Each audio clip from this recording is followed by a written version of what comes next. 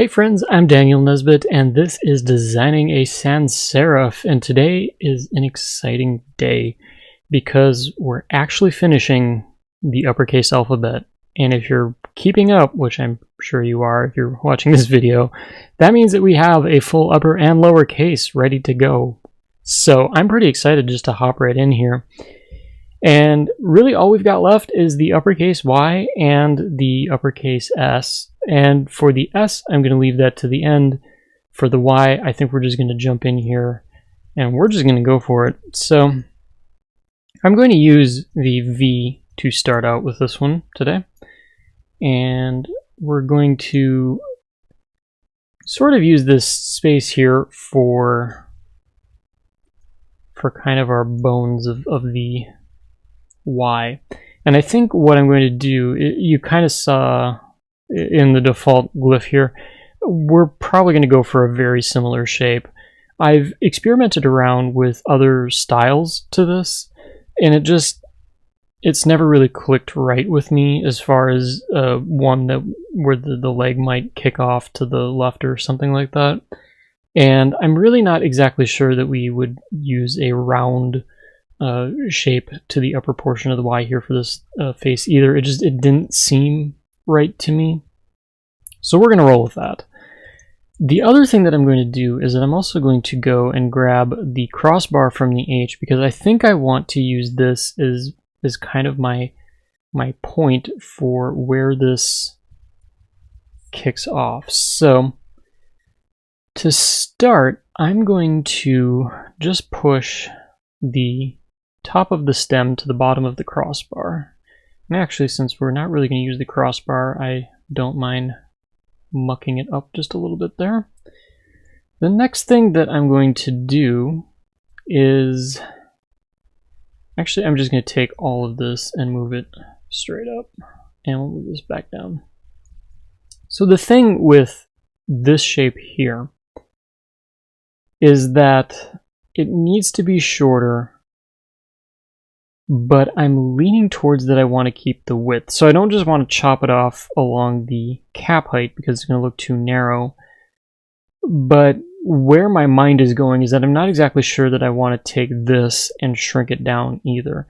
This does get the angle that I want, but my fear is that I'm not going to get the stroke width because I'm pushing this down. It's evolved, you know, I mean, you can kind of see in a very dramatic way there, it does squish it, and I don't want to lose track of this width. So my challenge here is going to be figuring out the best way that I can go about getting a happy medium somehow here.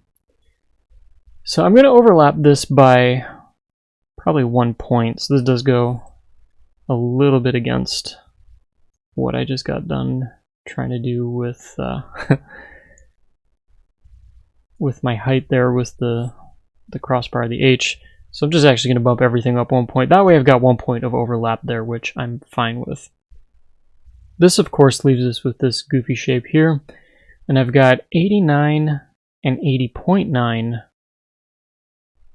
on those two places. So my next trick here is going to be figuring out a way that I can keep this at 80.9 and this at 89 and bend it down. And I'm kind of thinking for this, actually, you know what? I'm going to do exactly what I just said I wasn't going to do because I want to see how this is going to work. Because like I said, I really do like how this kind of comes together here. And honestly, it doesn't look like I'm that far off. I'm at about 88. Actually, that might not be too bad now that I look at it. I mean, I think it does look a little bit thick still. We'll move our dash out of the way there. Actually, I'm going to bring the V a little bit closer as well. I think, though, what I'm going to do,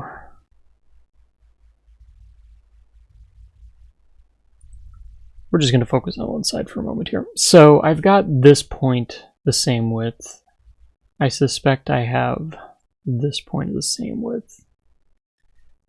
The the back and forth that I was going on here, and this could just possibly be me overthinking it, but I definitely feel that there's a difference in weight when I look at these two. I'm not focused on the opposite stroke quite yet, but it does look like it's a little bit on the thick side. So actually I'm gonna do 1660 there, 1660 there for all that. I'm just gonna bump over to this one here real quick. Make sure that I grab my points that I want. Downside sometimes of pointing and clicking my way in glyphs. So, but what I'm going to do is I don't know that it really needs to go much. So I went, I think, about 5 clicks over. I think that ends up being 5 points. And I mean, visually, I think that looks a little bit better. Actually, while we're hanging out here too,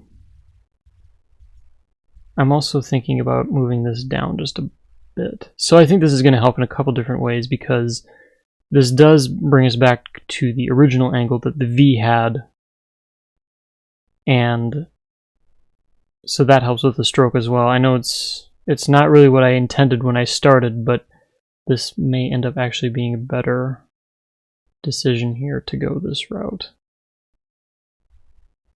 So I'm thinking I might do that. And then as far as this one here, I think this actually kind of puts things back where I wanted them to be. So I'm actually going to widen this stroke here, the right stroke, just a tad more. And really this is just coming down to an eye test of how this is fitting in. And just determining whether or not this needs to go wider or if we've got a good rhythm here.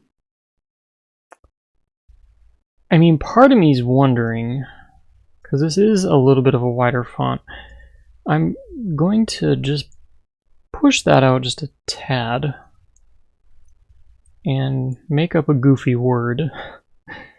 And really what I'm looking at here, I know the I isn't exactly a character that we would determine the width off of here. That'd be a pretty narrow Y. I'm not even sure if you'd...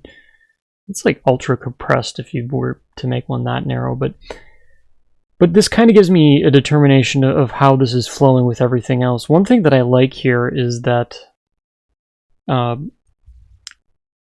mean, it does look like it takes up a little bit more width, which is okay. This actually makes me wonder, classic move on my part, if we need to widen out the V a little bit. Now that I'm looking at this, just give that more space. And let's actually take a look at a U2 while we're at it.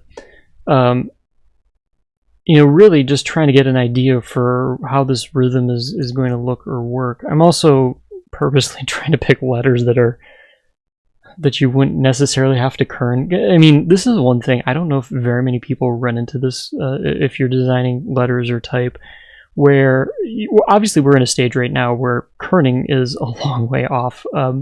And at this point, you know, we're doing our best with metric or with side bearings, which is fine. It's not going to be 100% perfect, but it still kills me every now and then that you do something like the Y and the A here, where obviously we would be kerning this pair at some point. I'm not going to be doing it right now.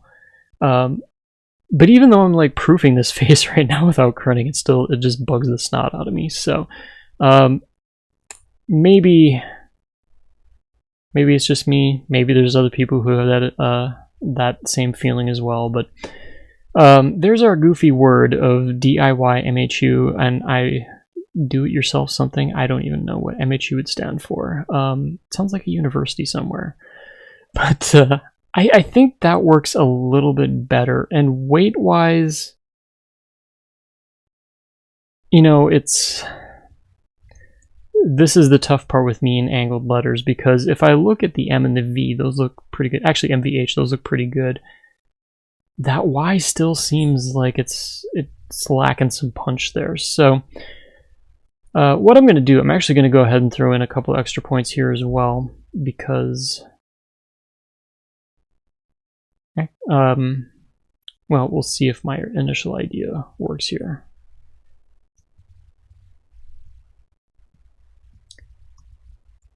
But just something to try and thicken those up a little bit, try and getting it to look a little bit more like the angled strokes of the M there.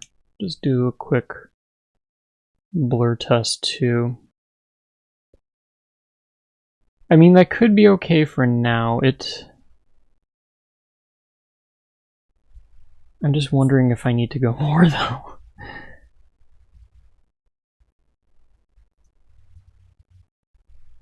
Maybe that's a little bit better.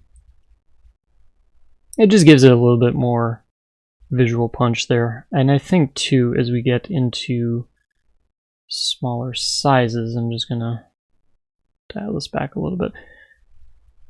I think I'm actually going to be okay with that. So had to do a little bit of trickery there, but we're going to call that good on the Y. So for the S, we can think about saving the best for last here, potentially, maybe. I guess it all depends on your perspective. So for the S, we've got a couple things to do here. And we're going to make it look a little bit ugly for a moment. And if I counted my spacing right here, I'm doing about 15 points. I think it felt like one off. I think I'm only at 14. There we go. So obviously this isn't going to look pretty for a moment, but we'll kind of get there. So a couple things I'm going to do here is I'm going to bring this S down, the lowercase s down here, so we got that going on. And then I guess effectively what I'm going to do here is just start pushing some of these pieces into place and just kind of see where we go from there. Now for reference, I'm trying to think what would be a good reference point here.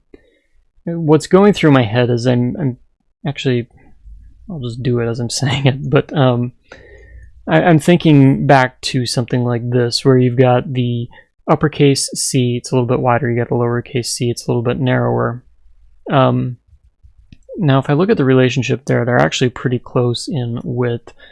So I think for this, I'm going to end up doing the same thing, because right now if I just stretch this straight up, it actually changes the angle of the spine, which in turn is really going to change the look of this face a little bit. I'm also going to go ahead and grab all of these points here, and really just we're just going to eyeball this. Absolutely going to make a full-on mess out of this, but I'm hoping this kind of goes along with my ideas. So I mean, just for some notes, it looks like the points here match up, and then the points on this side match up as well. So let's just try and get that as close as we can. And actually, I don't think I'm too far off, if I'm honest. So we'll push that there. That, I think, is fine. So at least this gets my bearings moving in the right direction. And we'll try and get the rest of this lined up as well, for the sake of getting the side bearings put together. We'll do that. And then at this point, it's just going to be a matter of pushing all of my Bezier handles out more. And we're just going to see where that takes us. I'm actually going to push this one out a bit more too. And it's probably going to have to go out a lot more than this even. The other thing that I'm looking at too is just keeping an eye. So that's about 85 there. I'm not really hitting it perfect. And for here, that's about 80. So another thing that I've got to keep in mind is that I've got to also kind of get that out a little bit more too.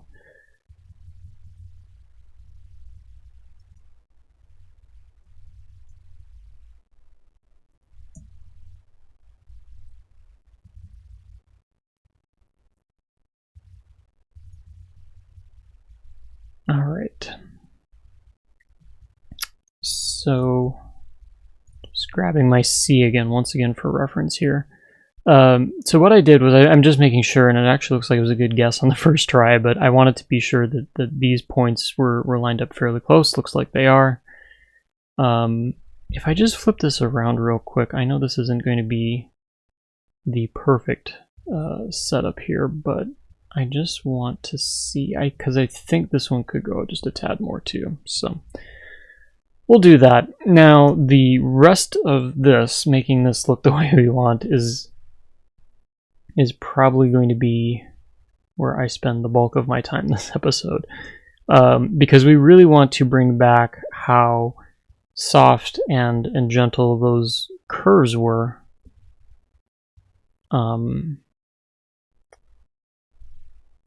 And I think for this, it's just going to be a matter of lining up points. It's also going to be a matter of making glyphs behave, because you all know how that goes. Now, one thing I should mention, if you haven't caught this already in one of my past episodes, I believe it was in episode 8. So as I'm going through and doing this, and you've probably noticed this in a few episodes of this show, where I'm going back and I'm copying characters over characters to try and use them as reference or things like that. I wanted to call out Joy in, I think it was episode 8, and if I'm wrong, I'll leave it a show note. But she pointed out that you are able to go up and do a Command J, or you can go down to the Paths menu and then to Selection as Background. You can actually use characters to, or elements I should say, to set them in the background and then be able to trace over them or use them as reference, whatever you need to do. And it's a really handy solution. Now, unfortunately, I really wanted to show that off in this episode because it is, I mean, like a super awesome little trick to know. But unfortunately, my copy of glyphs seems to be rather cranky lately, and I'm not able to get it to work for some reason.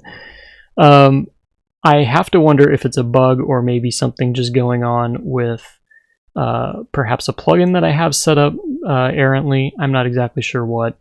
But at the very least, assuming if you're working in a copy of glyphs that isn't as cranky as mine, it's definitely a tip worth checking out, and I wanted to extend my thanks to Joy for not only sharing that with me, but hopefully some of the other people watching this might find that useful as well. So I'll take that moment also to segue into, if you haven't already, to make sure that you like and subscribe.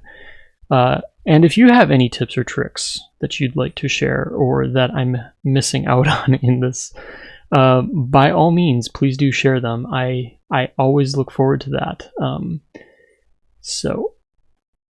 who knows, you might even get a call out on the show, just like Joy did. So what I'm doing right now, jumping back into what we're actually working on here, as I was talking through all that, I'm just using SpeedPunk and basically just making sure that my curves are lining up a little bit better and kind of going back and forth here a little bit, just to make sure that we're getting some smooth shapes out of this. And really this is just a lot of back and forth, and you know, this probably is a process that I will continue to be working on for a good portion, even long after we're done with this initial shape here. But at the very least, I wanted to be able to get something that looks pretty close to that lowercase shape without looking too wonky or out of place. I think I'm slowly getting there, but we'll see where this kind of ends up here. And let me tell you, I've done a few S's, and you know, it's been a variety. If you look at a face like Farwell IPA, which is one that I released, I think, about a year or two ago now, you know, I kind of cheated a little bit because it was a pretty square typeface, and so drawing an S seemed pretty easy for that one. There's other ones that had a little bit higher degree of difficulty, like Porter, which is another favorite face of mine. But that was a situation where it did definitely take a little bit more time, effort, work, patience, all that kind of stuff, just trying to make this look like an S. And it's funny how a squiggly shape that, I mean, really, I think most of us, we probably would take for granted how quick we'd be able to sketch this out if we were just writing a note to a friend or something like that. I mean, how often do you think about the shape of an S as you're scribbling on that piece of paper? But I'd say easily this is probably the one character that I spend way too much time just usually overthinking it, like to an unhealthy degree, as you're probably watching me do right now. It's just it's one of those things where it's a detail thing, and you want to make sure that you get it right, that it looks appropriate, that it fits in with everything. And you know, it's the kind of character that if you get it right, no one notices, but if you get it wrong, everybody notices. And you know, even when I'm looking at different typefaces, if I'm considering something for a project, and you know, spoiler alert, I'm not using my own typeface for a project, it is one of those things I do give it a little bit of a nod when I'm going through and looking at typefaces, among many other considerations as well. But just taking the time to get this right, I think you'll find it's almost like one of those game changer kind of things. And of course it takes practice too. The more you do this, the more you screw up a few S's. You know, we've all been there. No matter how professional somebody is at designing type, you will definitely find the person that hopefully that they would admit that they've struggled with this too, that it's never come easy. If they have, they're probably a protege or they're Matthew Carter. But for the rest of us mortals, it's probably going to be one that's going to take some work and some practice. So all that suffice to say, I think we've got an S here. It looks fairly good in terms of being a grown-up to the lowercase one here. As far as weight, now of course this is the tricky thing. We talked about this in one of the last episodes. Just trying to get that weight to look right. And I did bump the spine out a little bit here. I bumped it down by 5 points. I'm actually going to go ahead and do it there too. I'm going to keep track. It does kind of create a little thing going on here. But I think as I'm looking at this next two things, like the N and the H, I think it just needed a little bit more through the center there. Actually just gonna bump these in just a tad too. And I really don't expect you on a YouTube channel to see too much of the change that I'm making here, because those were pretty micro adjustments. It was just by a couple of points. Of course, I'm looking at this super close, so as I draw, I'm really gathering how much I'm changing this, just because I'm looking at this with such a critical eye. But I think that's starting to work. It seems like it's getting a pretty good curve going on here. The other thing that's been kind of bugging me was that. So you'll see in Speedpunk I'm kind of using that as my guide here just to smooth it out. But really what I was looking at was where the apex of this curve was coming in, where that triangle was. It felt like it was a little too high up into this. And then what was happening was, as you're coming around this curve here, it started to feel a little bit sloppy closing in here. And actually, as I point that out, this is another thing that I'm looking at. So up here, it looks like I've got a pretty smooth transition from this thinner weight in through here to this thicker weight. But now I'm looking at this part here, and it looks like I'm kind of struggling, or at least it looks very obvious to me that there's not as smooth of a transition there. So, and again, this is just me playing, with points. Like I'm just bumping this literally 1 point in one direction or the other. But what I'm looking for is something that's, as smooth and seamless as I can get as it comes around through these curves here. And then if I back up a little bit, I think, again, devil in the details, but I think that makes more sense having it that way.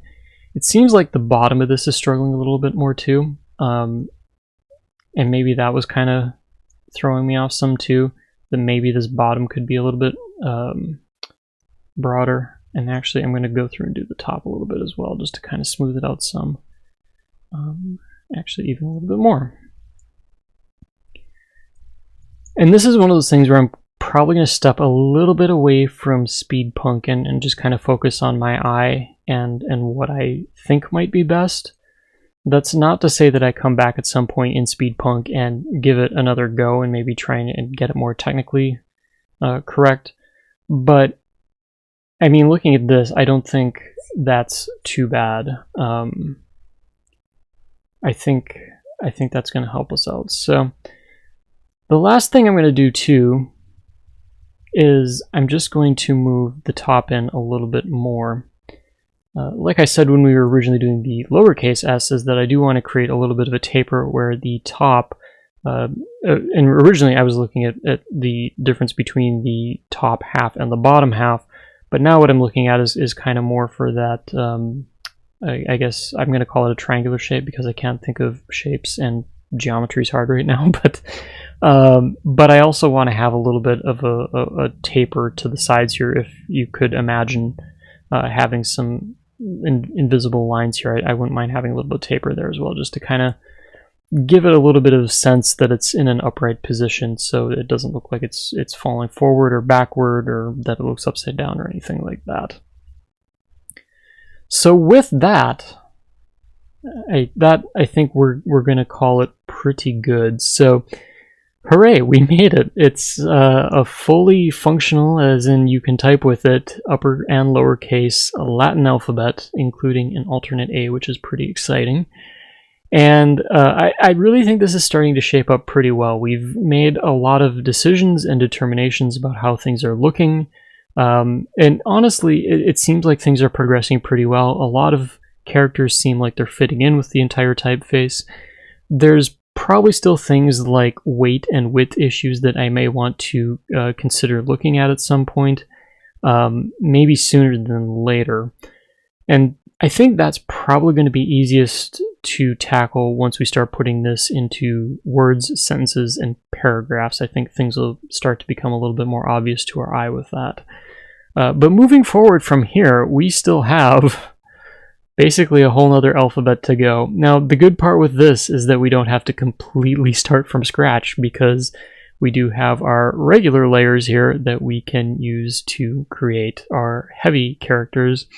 And of course, too, this might also influence a variable font should I choose to go down that route with this one. I think I'm going to have some presets available, but a lot of this is going to be using those initial light characters, basically just going through and then determining how we're going to thicken those up, make them look bold, and go from there.